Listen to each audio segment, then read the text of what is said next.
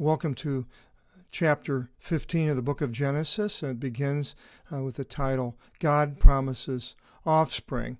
If we go back into the 13th chapter, 14th verse, the heading is God Promises Land. And the sand of the sea and the image of the stars in the heaven are very similar. But this is offspring, and it begins in verse 1, Meta ve ta rima ta tavta, agenithi rima kiriu pros Avraham in ora mati. And after these rimata words, we have the word rima, number 4487, and we have the word logos, the word. I have a concordance right here, Robinson's concordance, and it has pages on the word logos. It begins down here at the bottom, and it says word as spoken, anything spoken, also reason as manifesting itself in the power of speech. And then it goes on the next page, and it goes all the way through. And then if you go back to the word rima, it's right here, and it says what is spoken, a word, saying, and then it goes into this long detail. So the study of the difference between rima and logos is interesting, and we're not going to go into the whole thing here. As we go along, we'll see. I'll point out whenever it's rima or logos, and maybe by the end of these seminars we'll get a good idea of what the difference is between these.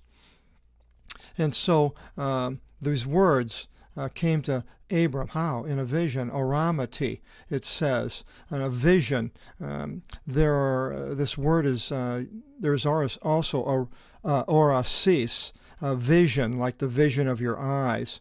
This is a vision. It can also be a vision of your eyes, something that you see. We have the English derivative of panorama, panorama, all around. And the vision in some places is in sleep. And there are other visions of events foretold, as like in Isaiah 21:1, the vision of the wilderness, and then later the vision of Edom. So these different types of vision. Then there's this a vision that somebody sees. It's a spectacular event when Moses saw the Egyptians sinking in the sea. A vision. It's quite a vision to see. It wasn't the same, but here is a vision.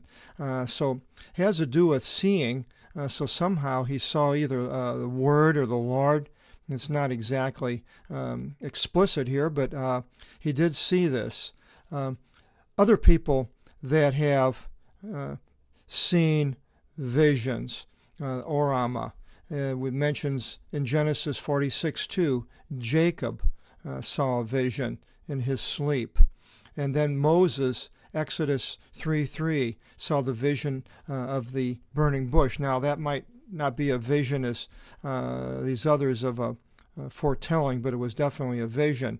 Daniel, 5 times, he saw more visions, it's recorded, than anyone as far as orama, and all these places it's listed here.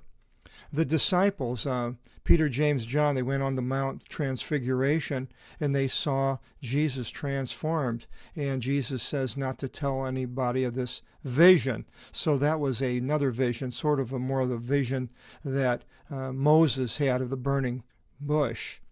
And then Paul saw visions 3 times, and I think it mentions in his sleep, and you can check those out all in Acts. I didn't put down Acts there. It should be in there. And then Cornelius saw a vision that Ananias was the one that saw the vision about going to see Paul, and then Paul saw the vision of Ananias coming. Cornelius, the centurion, saw a vision and had to do with Peter, and then Peter saw a vision in Acts 10, 17, and 19. So these are the people, the only ones that have seen orama, a vision. Now, I didn't do the word orasis, so there may be more in there, but when we get to that word, we'll check that out. Now, in continuing now, it says, saying, me, fovu Avram, do not fear Abraham. Fovu, we have a phobia, a fear. Go, I will shield you. Iparaspizo, a lot of this shielding is mentioned in the book of Psalms with David, God being our shielder. And so I will shield you. What a wonderful thing to have God shielding us. And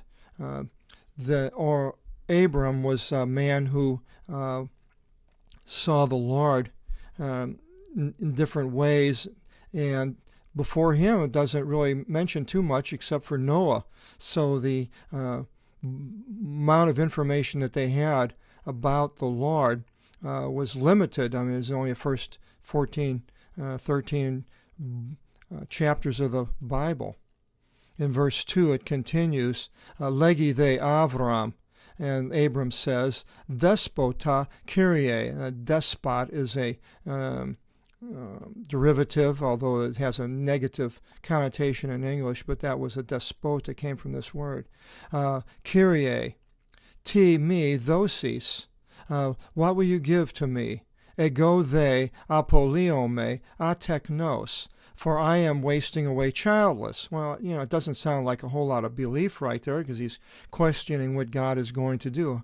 But yet, it says, O the eos masek tis ikogenus mu, but the son of Masek of my native-born maidservant. So now whether this was his son, probably was. It doesn't really get into the details, but so apparently he had this native-born maidservant, may have had a son with him, and his name is Utos Damascus Eliezer. His name was Damascus Eliezer, and we know that Abram was up through Damascus and went that way a couple of times. So may very well have been he acquired this maidservant there and had this child.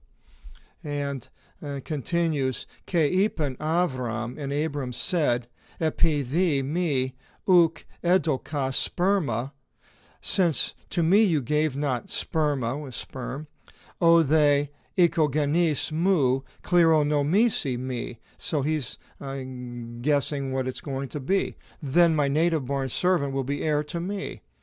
But God has another idea, another thing in store for Abram. In verse 4, Ke evthis phoni kiriou ageneto prosoph tone. And straightly the voice, a phone, megaphone, telephone, the phone, is a derivative of the Lord, Kyriou, came to him, legusa, saying, U kleronomisi se utos, this one will not be heir to you.